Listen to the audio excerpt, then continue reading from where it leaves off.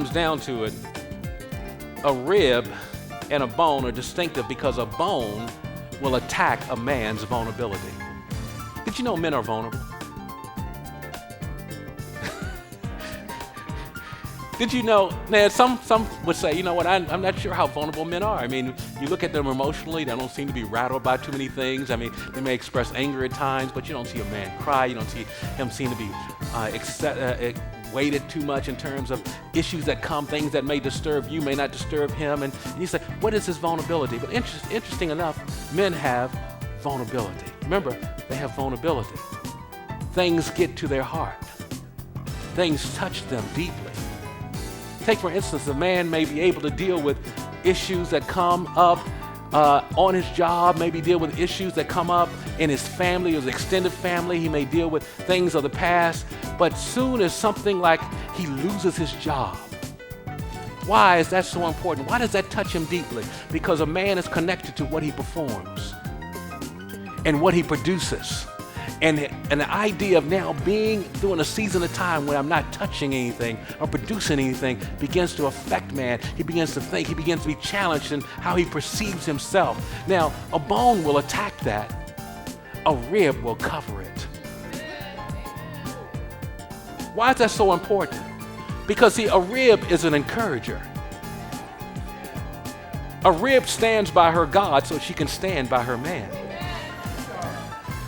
And that you come to a place. Now, how many know it's going to be a challenge to be a rib when you're trying to encourage somebody who's not encouraging you? But to stand and to encourage and support, let me tell you something. There are men who are walking, trying to be faithful, quote unquote, in their marriage, who find themselves being attracted to bones because bones are giving them at work what they're not getting at home. Bones are coming in a manipulating way, coming in and beginning to encourage them. Oh, you do a great job here. You really work. And that's what is his value system? What I perform with my hands. That's a part of my identity. What I produce, what I've accomplished. And you're doing a great job. They should be glad to have somebody like you working at this company, working for this firm. You work hard. You're giving long hours. You should be excited that somebody, they should be excited to have somebody, they need to give you a raise.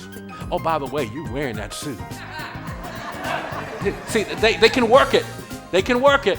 He gets home, and there is his rib with issues.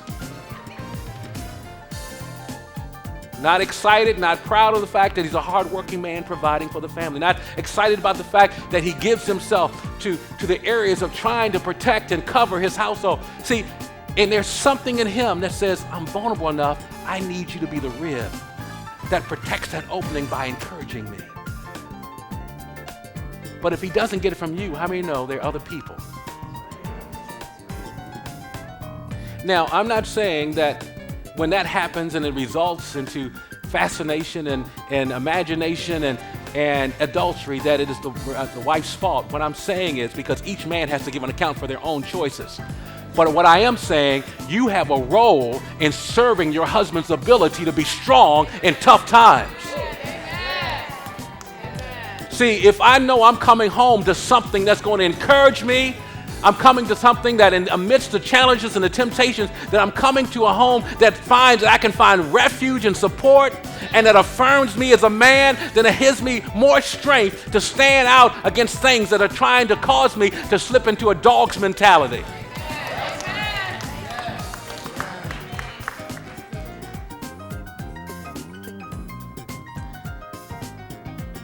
A bone will primarily and almost exclusively invest herself in her children. Wow, that sounds almost noble.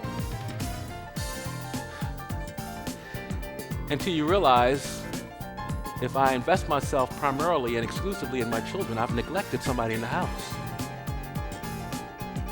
But a rib invests herself in her husband because if things are right and established between the husband and wife, the children will benefit. The children will be covered. The children will be blessed.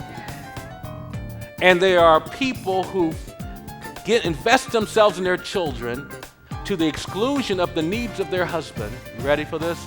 and they leave themselves vulnerable now to find refuge in their children, thus creating separation in their own household. At that point, you're not functioning like a rib. Or maybe you're the rib of your kids. Kids don't need you to be a rib. Your husband needs you to be a rib.